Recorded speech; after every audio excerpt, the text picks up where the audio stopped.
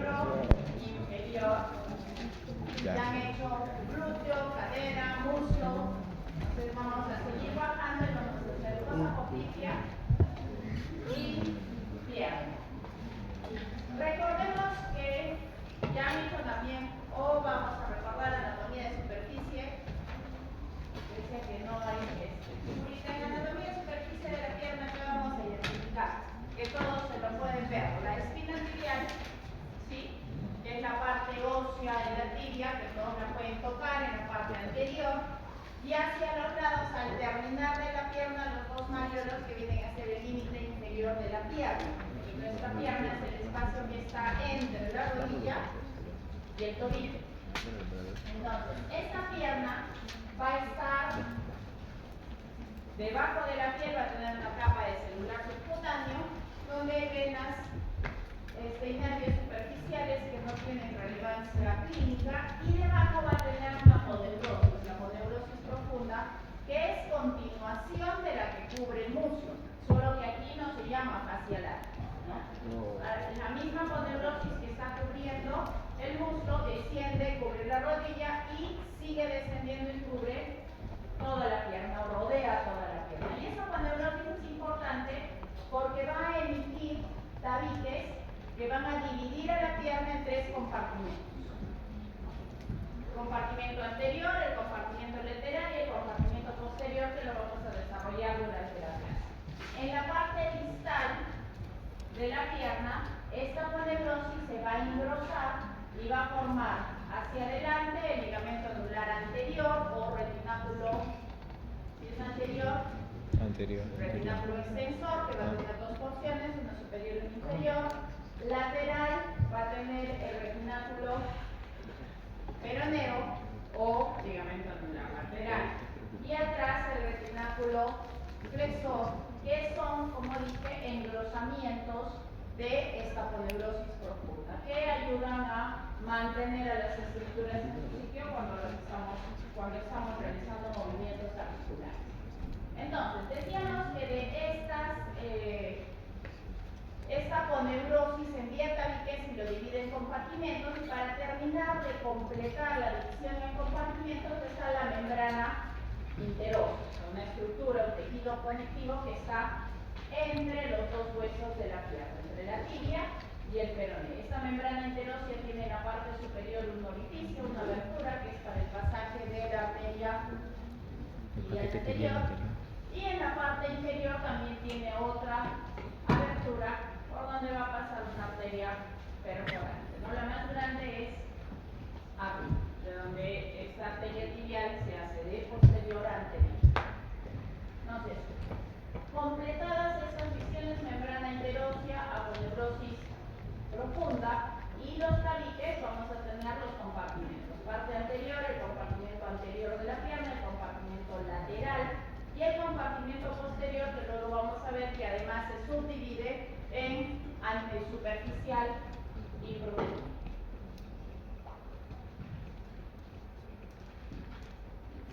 Entonces, ¿qué vamos a tener en el compartimento anterior? Masa muscular. ¿Qué músculos? Vamos a tener al tibial anterior, al extensor común de los dedos, el extensor de los dedos, el extensor largo del dedo gordo o primer dedo o hallux, y al peroneo anterior o tercer peroneo, que es un músculo que podría también no existir. Entonces, el tibial anterior, ¿de dónde se va a originar? Miren aquí, de la cara externa de la tibia, de parte del cóndilo lateral de la tibia, del tubérculo tibial anterior, que es el famoso tubérculo de Giardi, que es una tuberosidad que se encuentra entre la tuberosidad anterior y el cóndilo lateral de la tibia, la parte interna de la membrana interósea y los tabiques fibrosos que está emitiendo esta poneurosis. Van a ver que los músculos que tenemos en la parte anterior están o se originan también de la misma aponeurosis. Van a tener fibras musculares que se originan de esta aponeurosis. Va a descender adosado al hueso tibial, a la cara externa del tibial, y va a terminar en un tendón que va a pasar por detrás del retináculo para llegar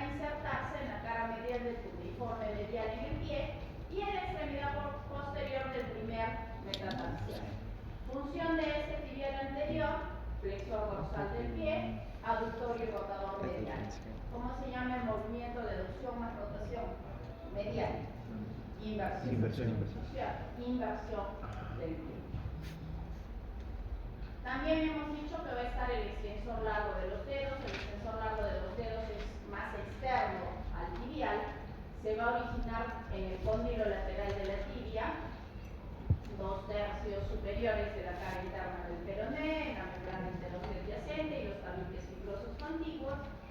Va a descender, pero esta vez adherido a la cara interna del peroné, para insertarse distalmente. Este es el extensor largo de los dedos, entonces forma un tendón único primero que pasa detrás del retináculo, y una vez que ha salido del retináculo se divide en 4 tendones para los 4 últimos dedos.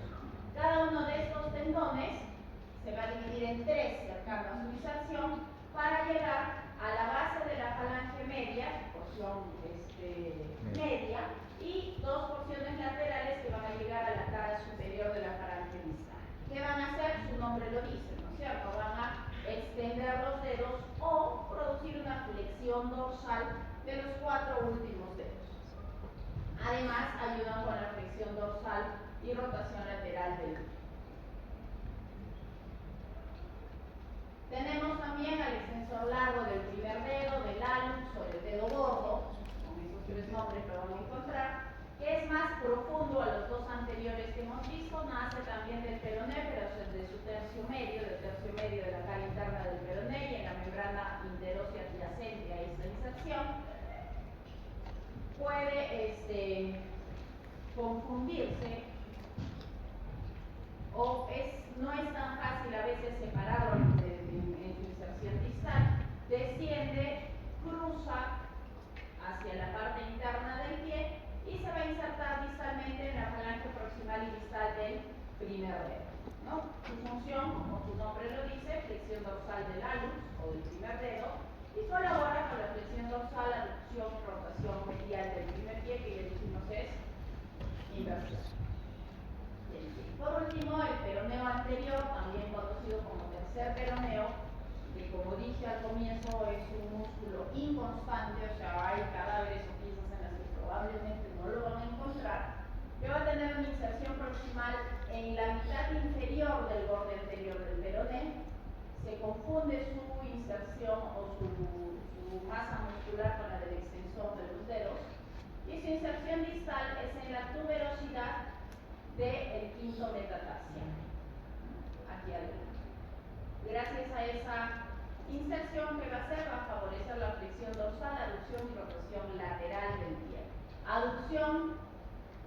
Rotación lateral del pie es desviar la planta hacia afuera o eversión.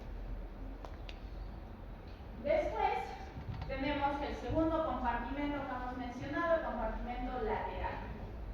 Tiene 2 únicos músculos, 2 peroneos, uno largo y uno corto. El largo, obviamente, como su nombre lo dice, es más largo, se origina desde la cabeza del peroné y va a tener 3 fascículos que se hacen hincapié aquí porque eso nos va a ayudar a identificar al nervio peroneo al peroneo común, cuando pasa de posterior a anterior. Va a pasar por detrás de esta inserción superior, de este fascículo superior, que se inserta en la cabeza del peroné. El anteroinferior en el tercio superior del borde del peroné,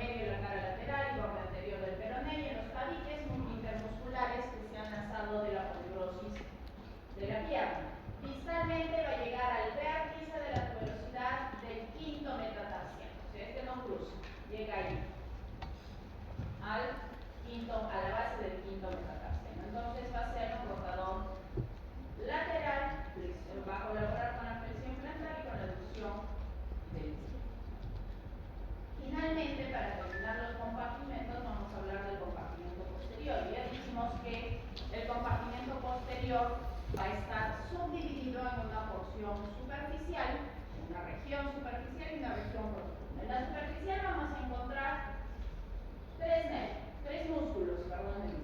El gastrocnemio gemelo, junto con el solio, se llama tríceps ural, dos cabezas del gemelo más una del solio, y el músculo plantar, que es un músculo delgado, pequeñito y accesorio. El gastrocnemio gemelo va a tener, como ya conocen, ya lo han visto, dos cabezas, una cabeza lateral y una cabeza medial, que va a insertarse en los cóndilos laterales y mediales, respectivamente, del fémur. Y una inserción distal que comparte con el solio en el tendón calcáneo. El tendón calcáneo se va a insertar en la cara posterior del hueso del mismo nombre, ¿no? Del hueso calcáneo. Este gastrocnemio junto con el solio en realidad es el músculo más potente flexor plantar, ¿no? En conjunto, los tres. Y además colabora con la rotación medial del pie. El solio, que está profundo a los gemelos, o si hablamos en posición anatómica, está delante de los gemelos, va a tener una inserción peronea, una inserción tibial, y producto de eso va a formar un arco tendinoso del solio, que es importante porque este arco va a permitir o va a dar cambio de nombre a arteria, vena y nervio cuando lo atraviesa, ¿no? Vamos a ver eso más adelante. Entonces, la inserción peronea es aquí, en la parte posterolateral de la cabeza del peroné. La inserción tibial es aquí, en el labio inferior de la línea del solio, debajo de este músculo popliteo que vamos a ver después, y va a formar, como dije aquí, un arco del solio que va de la cabeza del peroné hacia la línea del solio, entre la fascia del popliteo, y que me va a servir como punto de referencia para el cambio de nombre de nervio, arteria y vena. La inserción distal ya la hemos visto con el tendón calcáneo. Finalmente, el músculo plantar, que es un músculo accesorio auxiliar del movimiento, es un músculo delgado. Les recuerda un poco de repente al palmar largo, ¿no es cierto? Que tiene más o menos la misma característica, un fascículo muscular delgadito y un tendón largo que va por detrás de las otras estructuras, que va a tener una inserción proximal en el cóndilo lateral del fémur y la cápsula de la rodilla, y distalmente va a descender, su tendón desciende medial, por dentro del tendón calcáneo, y comparte la inserción, se insertan juntos, ¿no? ¿Qué va a hacer? Ya dije, es un músculo auxiliar a la flexión plantar de la rodilla. Obviamente no va a reemplazar de ninguna manera la función del tríceps ural. Y en el compartimiento posterior vamos a tener 4 músculos más. El popliteo, el único músculo intraarticular, que ya lo he visto parcialmente en la clase de rodilla que hizo la doctora Magnolia. El tibial posterior, flexor largo de los dedos y flexor largo del hálus o del primer dedo. El popliteo, músculo triangular, pequeño, intraarticular, que se origina en la cara cutánea del cóndilo lateral del fémur. Discurre apoyado sobre la articulación, está rodeado por o cubierto parcialmente por la articulación, y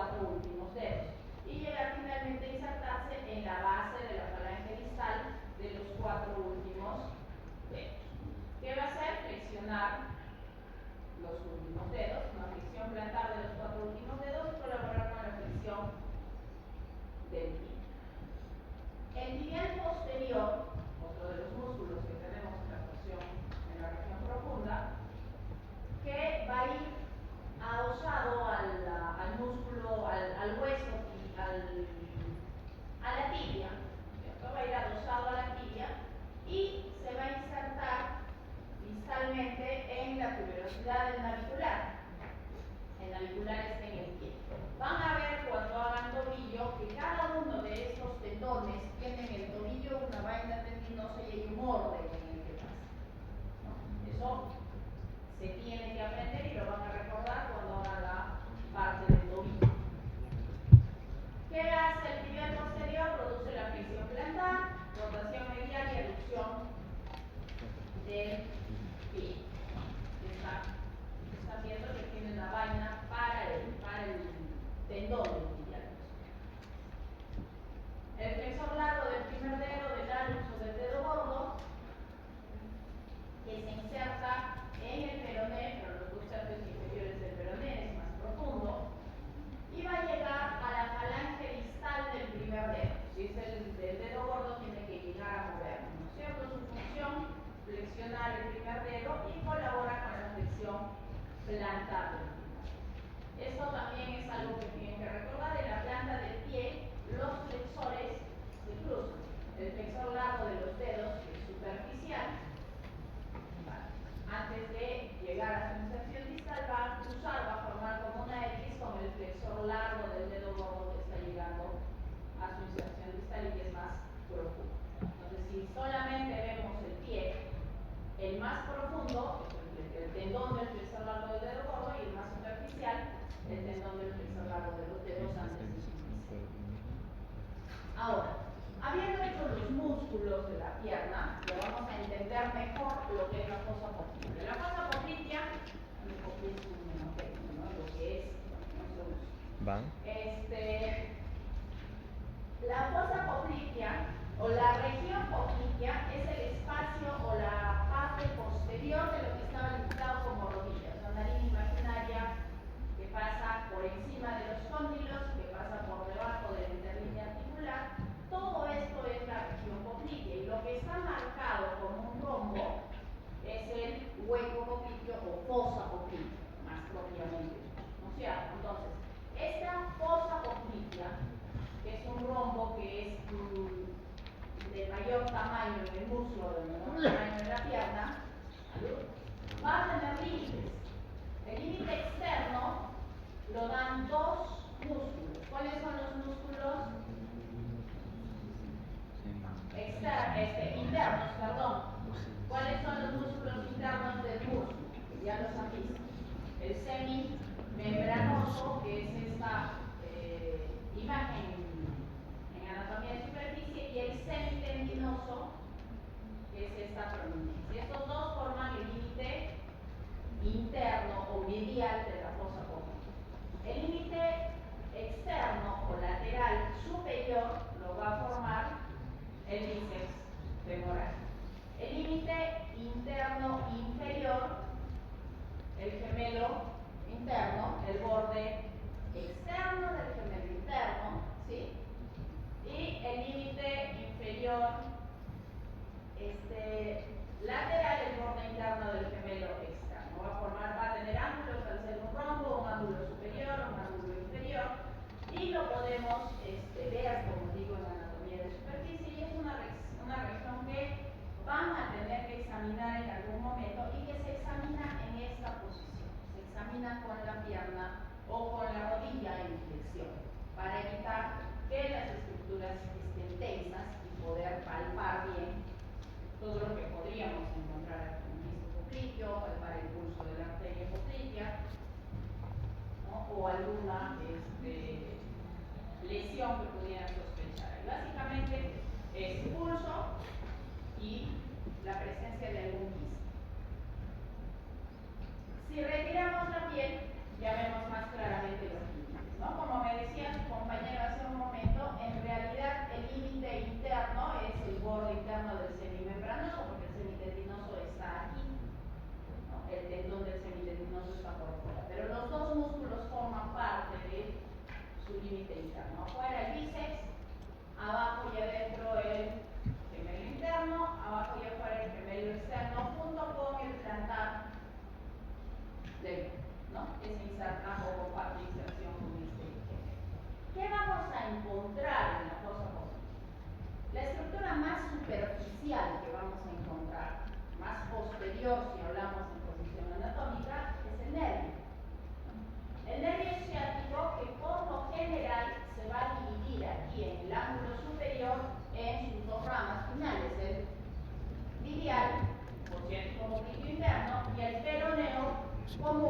osteótico popliteo externo. Esta división, como dije, por lo general es en este ángulo, pero podemos encontrar al cético dividido mucho más alto. El tibial sigue casi en la línea media y el peroneo común sigue el borde del bíceps y del tendón del bíceps hasta que se hace anterior. Y vamos a encontrar también aquí a la vena safena menor o safena magna y junto con ella un nervio que se forma de una rama del tibial y una rama del peroneo común. La rama del tibial es la safena tibial, la rama del peroneo es la safena peronea, ¿cierto?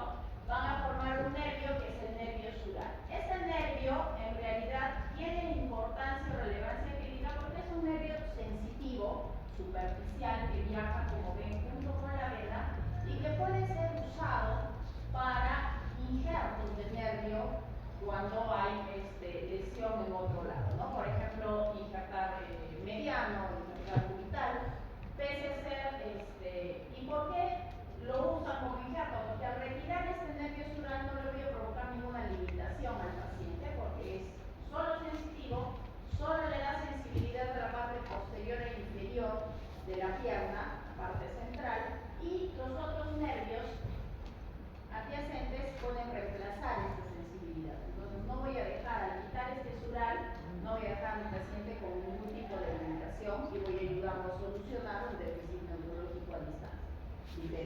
¿No? ¿Qué más vamos a encontrar?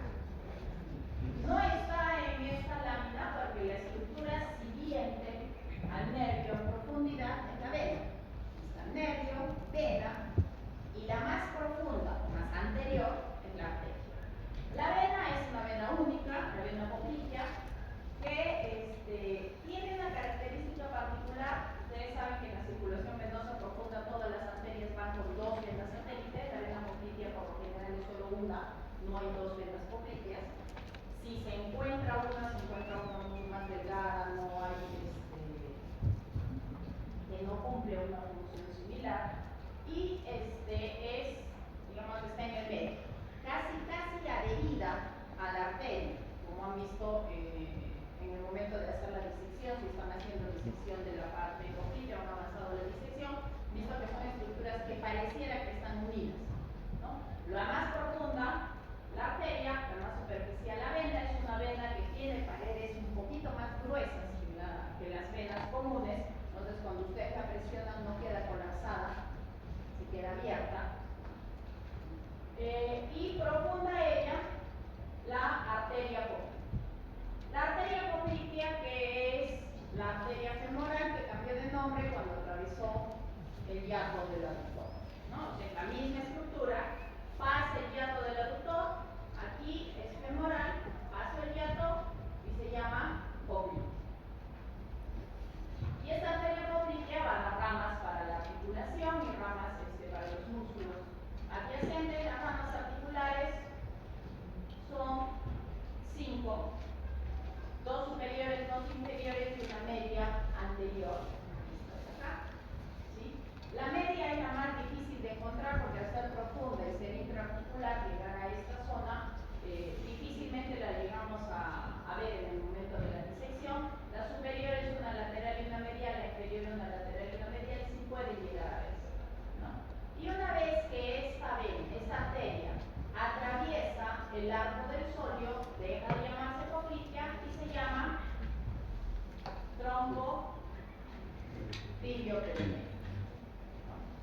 Cambia de nombre en el arco del sóleo que vimos al momento de hablar de extracción muscular. Entonces, es la misma arteria que simplemente está cambiando de nombre dependiendo de lo que atraviesa. Atraviesa hiato del aductor, se llama poplitea. Atraviesa arco del sóleo, se llama tronco tibio-peroneo.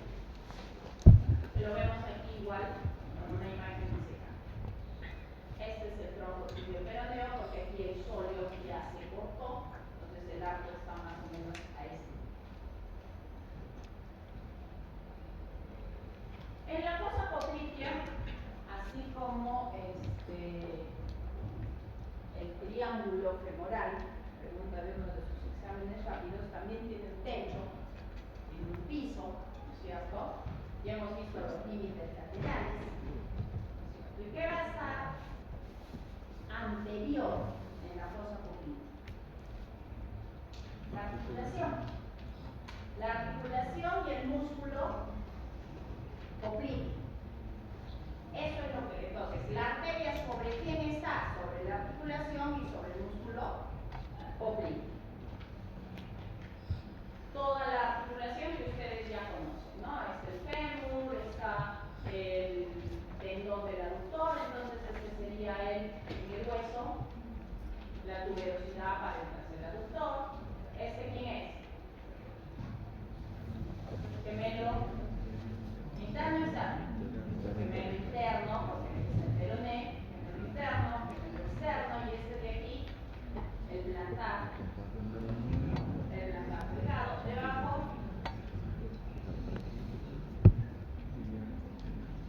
el coclillo, ¿no? Y aquí, el tendón del semimembranoso. Recuerden que en la cara medial tenemos el tendón de la pata de ganso, ¿no es cierto? Que es semitendinoso, recto, interno y cruzado. ¿Qué más vamos a tener en la fosa poplitea? Y que es importante mencionarlo porque es causa de patología, las bolsas serosas. El principal origen de un quiste de Baker, así se llama, que es un quiste popliteo que se forma por una inflamación de una bolsa serosa, es la inflamación de la bolsa serosa común del semimembranoso y del gemelo interno. Esta es la que generalmente va a causar problemas en la rodilla. Entonces, ¿qué va a ir? El paciente va a ir y va a decir, tengo un bulto detrás de mi rodilla, que le va a molestar, le va a doler, va a tener que caminar, y ese bulto no es otra cosa que esta bolsa serosa que se inflamó y formó un quiste, ¿no? El tratamiento quirúrgico y cirúrgico. Y la bolsa serosa, como dije, que más frecuentemente forma quistes, porque como ya les explicó la doctora Magnolia, las bolsas serosas son estructuras anatómicas que sirven para evitar el roce de un ligamento contra el hueso o de un ligamento contra otro ligamento. Esa es la función de la bolsa serosa, ¿no? Evitar el desgaste. Para eso están aquí. Entonces, esta de aquí es la que más probablemente, más frecuentemente puede inflamarse y formar un quiste de Baker y causar una tumoración en la parte posterior de la rodilla. Pero como ven, vamos a tener bolsas serosas debajo de la inserción de todos los músculos en la rodilla. Ahora, para terminar con pierna, vamos a hablar de la inervación y la irrigación. Bastante sencillo porque ya sabemos de dónde se origina, ¿no es cierto? Toda la pierna se va a inervar a partir de las ramas del ciático, sea tibial posterior, sea la rama tibial o sea la rama peronea común. La peronea común me va a dar dos ramas finales, pero antes de hacerse posterior, aparte de darme la safena peronea para formar el sural, me da también una rama cutánea, que es la cutánea peronea, ¿no? Que esa es la primera rama del peroneo común, posterior antes de que pase entre el fascículo superior del peroneo largo, ¿no? Entonces, la cutánea peronea, rama superficial, y este es el ramo cutáneo sural que se va a unir con el ramo safeno sural del tibial para formar ese nervio que habíamos hablado, el nervio sural que es superficial y viaja con la vena. El tibial posterior, ¿a quién va a inervar? A todos los músculos del compartimento posterior, todos, sin excepción, ¿no? Y el peroneo común, al hacerse anterior, me da dos ramas, la peronea superficial y la peronea profunda. La peronea superficial se queda en el compartimento lateral, entonces ¿a quién inerva? Peroneo largo y peroneo corto. Y la rama profunda, también conocida como tibial anterior, ¿a quién va a inervar? A los músculos del compartimento anterior, o sea, al tibial anterior, extensor, largo de los dedos, extensor del hallux y peroneo lateral o tercer peroneo. que les decía, miren, está haciéndose posterior, bordeando la cabeza y me va a dar esta rama superficial que se queda en el compartimiento lateral y esta rama profunda que va a viajar junto con la arteria tibial anterior.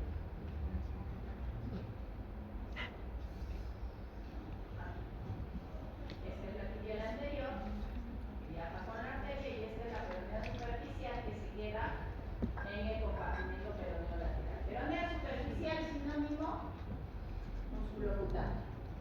Peronea profunda sinónimo tibial anterior. Y solamente para que recuerden, ¿no? El nervio tibial inerva todos los músculos de la parte posterior. El peroneo común da ramas para el tibial y para el extensor, aparte de las ramas que da el peroneo profundo. Y el peroneo superficial inerva la hueca.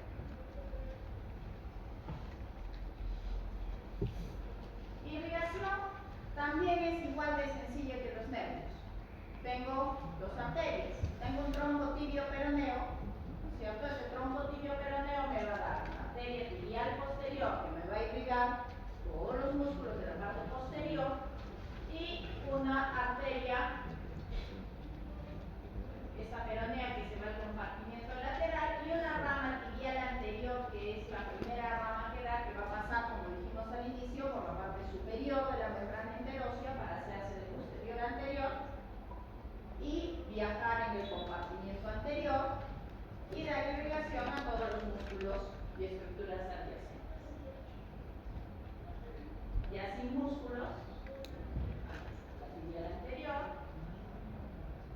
que está pasando por el borde superior de la membrana interósea, la tibial posterior que se queda atrás, la tibial anterior pasa el retináculo y cambia de nombre, se va a llamar peria. Ese es un pulso que también van a aprender, tienen que aprender a palpar. Y la tibial posterior pasa junto con las otras vainas que van a ver el tobillo detrás del tendón del tibial, cada uno en su respectivo espacio. La peronea va a dar, aquí está la división, digamos, de las ramas del tronco tibio peroneo, ¿cierto? Todas me van a dar ramas musculares, ramas nutricias. Para el hueso, la peronea, su rama terminal, la mayoría peronea, que va a dar la peronea anterior y la peronea posterior, y la tibial posterior, su rama terminal son las arterias plantares. La tibial anterior ya saben que su rama terminal, no terminal, sino su continuación o su cambio de nombre, cuando pasa el retináculo, deja de ser tibial anterior y se llama peria. Las venas también lo han visto ya, solamente es recordar, tenemos dos tipos de circulación venosa en el nervio inferior, superficial y profunda. La superficial, dos grandes venas, la vena safena magna que va por el borde interno, por eso también se llama safena interna y se origina en la red dorsal del pie, pero en la cara interna o en la parte interna de la red dorsal del pie, pasa por delante del mariolo, un punto de referencia que usan los cirujanos cardiovasculares cuando hacen una safenectomía. Hacen una incisión por delante del mariolo, ligan la vena, empiezan a cortar todos sus colaterales y la otra incisión es en la región inguinal, antes de su desembocadura por el callado de la safena en la vena femoral. Luego meten un transductor en el interior de la vena y la cambian. ¿Qué jale? El transductor entra aquí, llega aquí, aquí le ponen como una cabecita y lo jalan. Y retiran toda la safena. Y la safena externa o safena parda o safena menor que hemos visto que en realidad no es tan superficial como la safena interna, es un poquito más intramoneurótica, digámoslo así, viaja junto con el nervio sural y va a desembocar en la vena poplítea, ¿no?